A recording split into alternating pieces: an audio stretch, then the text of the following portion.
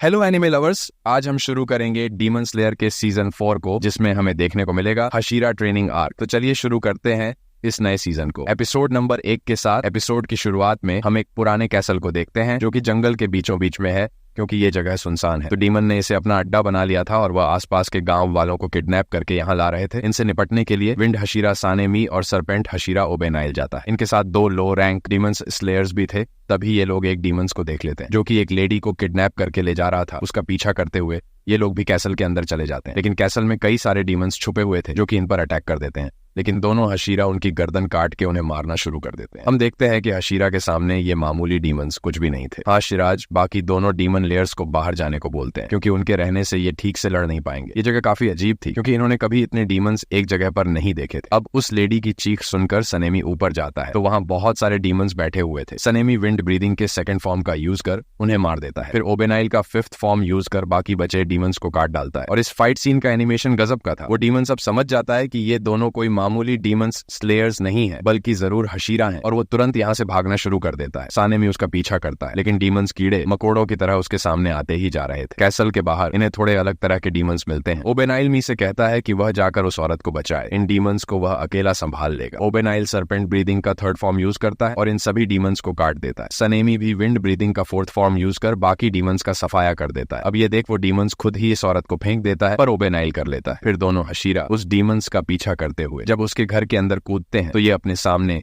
Infinity castle को देखते हैं। हाँ, शराज ने यह जगह पहली बार देखी थी। अब अचानक ही इन्फिनिटी कैसल यहाँ से गायब हो जाता है, जिस वजह से वो डीमंस भी जिंदा बच निकलता है। दोनों हशीरा को समझ नहीं आता कि वो जगह आखिर क्या थी और डीमंस अचानक गायब कैसे हो सकते हैं। दूसरी तरफ हम कानावती हैं, जो कि एक मिशन करके वापस लौट रही थी। वो सीधा शिनोबू से जाकर मिलती है। शिनोबू का नाव को सोर्ड स्मिथ विलेज के बारे में सब कुछ बताती है कि वहां पर 2 अपर रैंक डीमंस ने अटैक कर दिया था, लेकिन मुइचिरो, मित्सुरी और तांजीरो ने मिलकर उन्हें मार दिया। साथ ही नेजुको ने सूरज पर जीत हासिल कर ली है, यानी वह डीमंस होने के बावजूद सूरज की रोशनी में बाहर निकल सकती है। ये काफी बड़ी बात थी, क्योंकि मुजन अब नेजुको के पीछे जरूर आएगा, और इसी बात पर चर्चा करने के लिए अर्जेंट हाशिर मीटिंग रखी गई है, जिसके लिए शिनोबू को उबुयाशी की मेंशन में जाना है। तांजीरो भी यहीं पर था, जिसे गोतो नाम के काकुशी से पता चलता है कि सोर्ड स्मिथ विलेज के लोग जल्दी से गांव छोड़कर दूसरी जगह जा रहे हैं, क्योंकि इस गांव की लोकेशन डीमंस को पता चल गई है और वह फिर से वहां हमला कर सकते हैं। इस तरह की सिचुएशन के लिए पहले से ही कई सारे खाली गांव बना दिए गए थे, ताकि स्वर्ड स्मिथ विलेज के लोग जल्दी से वहां ट्रांसफर हो सके। तांजीरो 1 हफ्ते से बेहोश था, लेकिन जागने के बाद वह टुसो एस के खा रहा था, क्योंकि मित्सुरी भी बहुत खाती है और वह उसकी तरह स्ट्रांग होना चाहता था। काकुशी बताता है कि मित्सुरी और मुइचिरो तो 3 दिन में ही ठीक हो गए थे। साथ ही नेजुको वाली खबर सुनकर सभी डीमंस स्लेयर्स अलर्ट पर है। इधर हशीरा मीटिंग में सानेमी और ओबेनाइल में आते हैं। सानेमी को इस बात का गुस्सा आ रहा था कि उसका सामना अब तक किसी अपर रैंक डीमंस से क्यों नहीं हुआ। स्टोन हाशिर ग्योमी को खुशी थी कि मित्सुरी और चिरो ने बिना अपनी जान गंवाए 2 अपर रैंक्स को मार दिया। ये लोग मास्टर कागा के आने का वेट कर रहे थे, लेकिन तभी मीटिंग में मास्टर की पत्नी अमाने आ जाती है। वो इन सबको बताती है कि उनके मास्टर की तबीयत इतनी ज्यादा खराब हो गई है कि अब शायद ही वह कभी इनके सामने आ पाए। ये सुन सभी हशीरा को बुरा लगता है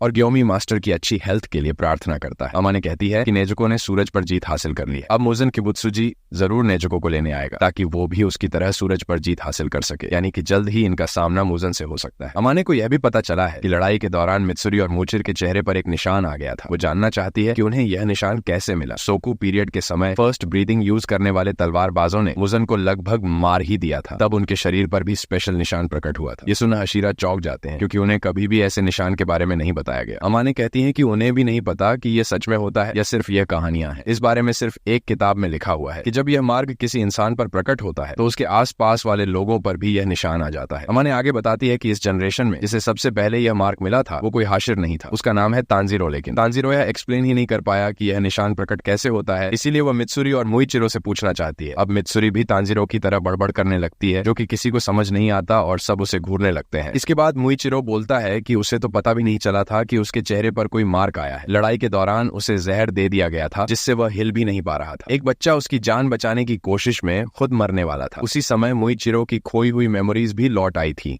जब मार्क अपीयर हुआ था तब उसका दिल 1 मिनट में 200 बार धड़क रहा होगा और उसका शरीर भी काफी गर्म होकर 29 डिग्री सेल्सियस पर पहुंच गया था। इन 2 कंडीशन की वजह से ही शायद मुइचिरो पर वह मार्ग प्रकट हुआ था। शिनोबू कहती है कि ये दोनों चीजें काफी जानलेवा है, यानी कि उस मार्ग को हासिल करना बहुत मुश्किल काम है। पर सानेमी कहता है कि यह तो बड़ा आसान है, जिस पर वाटर हशीरा गिये सानेमी को ताना मारता है कि तुम्हारे छोटे से दिमाग को तो यह काम आसान ही लगेगा, जो सुन सानेमी गुस्सा हो जाता है। अमाने चाहती थी कि सभी हशीरा मार्ग मैनिफेस्ट करना सीख जाए ताकि वो लोग और भी स्ट्रांग बन सके। इतना कहकर अमाने यहाँ से चली जाती है। अब ग्यू भी उठकर जाने लगता है। सानेमी उसे रोकते हुए कहता है कि अभी मीटिंग पूरी नहीं हुई है, जिस पर ग्यू बोलता है कि तुम लोग आपस में बात कर लो, मुझे कोई मतलब नहीं है। ओबेनाइल नहीं आती। शिनोबू भी ग्यू से पूछती है कि उसे क्या हुआ, जिस पर ग्यू इतना बोलता है कि वो उन सबसे अलग है। ये बात सुन सानेमी गुस्सा हो जाता है कि तुमने पहले भी ये बात कही थी, तुम खुद को हम सबसे ऊपर मानते हो क्या। अब इन दोनों में झगड़ा होने ही वाला था कि ग्योमी ताली बजाकर सबको शांत कर देता है और सबको वापस बैठने का ऑर्डर देता है। इधर बटरफ्लाई मेंशन में तांजीरो को पता चलता है कि नेजू को बाकी लड़कियों के साथ बाहर खेल रही है और वो उसे बात करना भी सिखा रही थी। बाहर हम जेनित्सु को देखते हैं,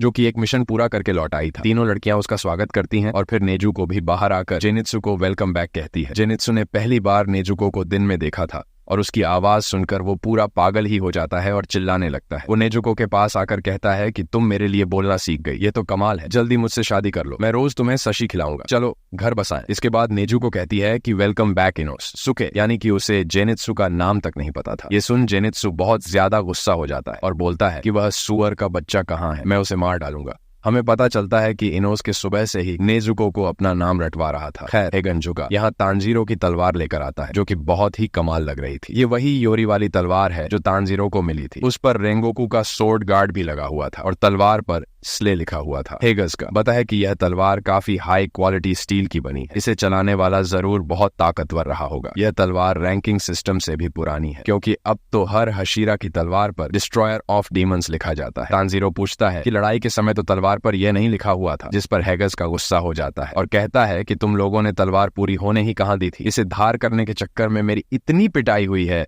कि मेरे शरीर का पुर्जा पुर्जा अब भी दर्द कर रहा है। इसके बदले तुम्हें जिंदगी भर मुझे मिठाई खिलानी होगी, जिसके लिए तांजीरो मान जाता है और हगने एजुका यहाँ से चला जाता है। न्या भी तांजीरो के बाजू वाले बेड पर था और वो इन्हें शोर कम करने को कहता है। तभी खिड़की तोड़कर इनोस के यहाँ आ जाता है, जो देख काकुशी उस पर गुस्सा करता है और गनिया सोचता है कि उसे अपना अलग कमरा चाहिए। इनोस सुखे तांजीरो को बताता है कि जॉइंट ट्रेनिंग शुरू होने वाली है। तांजीरो पूछता है कि कौन सी ट्रेनिंग, तो इनोस सुके बोलता है कि मुझे नहीं पता। इस ट्रेनिंग का नाम है हाशिर ट्रेनिंग, जिसमें सभी हाशिर अपने से नीचे वाले डीमंस स्लेयर्स को ट्रेनिंग देकर उन्हें और स्ट्रांग बनाएंगे। वो जल्द से जल्द ये ट्रेनिंग शुरू कर देंगे, क्योंकि पता नहीं मुजन क्या खिचड़ी पका रहा है और सभी डीमंस नेजुको को पकड़ने की फिराक में होंगे, तो इन्हें आने वाले अंतिम युद्ध के लिए तैयार रहना होगा। ग्योमी कहता है कि वह रिटायर्ड हाशिर टजन उजुई को भी मदद के लिए बुलाने वाला है। सभी हशीरा इस ट्रेनिंग के लिए मान जाते हैं, लेकिन पता नहीं क्यों गिया इनके साथ नहीं था। अगले दिन तांजीरो और जेनित्सु इस ट्रेनिंग के बारे में बातें कर रहे थे। जेनित्सु को यह बिल्कुल पसंद नहीं आता कि अभी तो वह मिशन से लौटा है और आते ही उसे ट्रेनिंग पर लगा दिया। तांजीरो कहता है कि यह तो अच्छी बात है ना कि उन्हें हाश आज के साथ ट्रेनिंग करने का मौका मिल रहा है, इससे उन्हें बहुत कुछ सीखने को मिलेगा। इससे जेनित्सु गुस्सा हो जाता है और तांजीरो का माथा काटने लगता है और कहता है कि तुम तो बिस्तर पर पड़े हो, तुम्हें क्या पता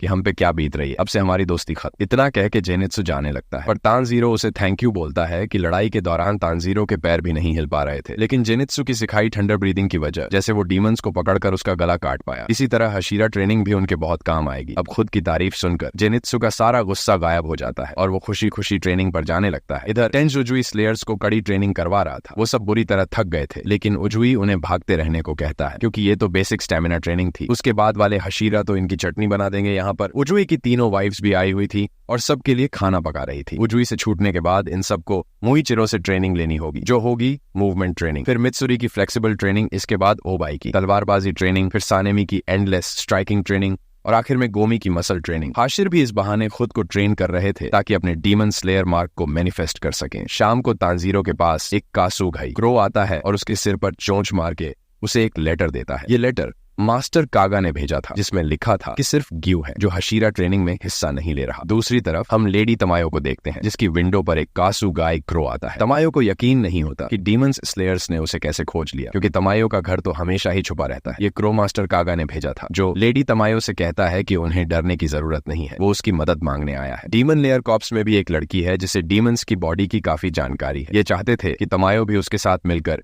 नेजुको की जांच करे। मुजन किबुत्सुजी को हराने के लिए क्या तमायो उनके साथ मिलकर काम करेगी? वो उसे उबुयाशी की मेंशन में आने का इनविटेशन देने आया है। तमायो को यह सुनकर यकीन नहीं होता कि उसके जैसी एक डीमंस को डीमंस स्लेयर के हेडक्वार्टर्स में इनवाइट किया गया है और सीजन 4 का पहला एपिसोड यहीं पर खत्म हो जाता है। तो दोस्तों, आपको ये एपिसोड कैसा लगा कमेंट करके जरूर बताइए। एपिसोड 1 में ज्यादा कुछ नहीं हुआ है, लेकिन आने वाले एपिसोड्स काफी मजेदार होने वाले हैं। क्या तमायो मास्टर का इन्विटेशन स्वीकार करेगी? गए आखिर ट्रेनिंग क्यों नहीं कर रहा? ये सब जानने के लिए अगला एपिसोड बिल्कुल भी मिस मत करिएगा। और वीडियो अच्छा लगा हो तो इसे लाइक और शेयर कीजिए। और अगर आप हमारे चैनल पर नए हैं तो हमारे चैनल को सब्सक्राइब करके बेल आइकन जरूर दबाइए। मैं मिलता हूं आपसे बहुत ही जल्द अगले वीडियो के साथ। Thank you for watching.